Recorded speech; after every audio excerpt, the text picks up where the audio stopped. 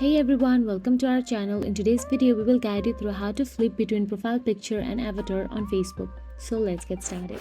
First thing first, open the Facebook app and log into your account.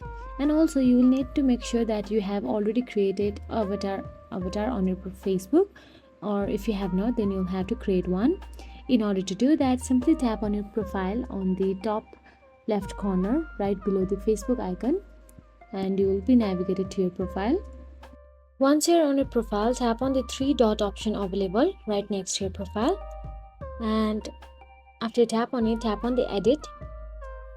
Then you will get to see create avatar option available there. Tap on it, and now simply continue with creating an avatar.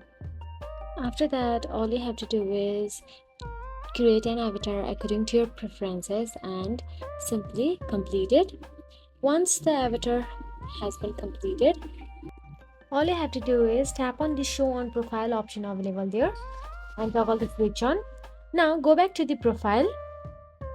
Then simply swipe your profile picture and you will get to see your avatar.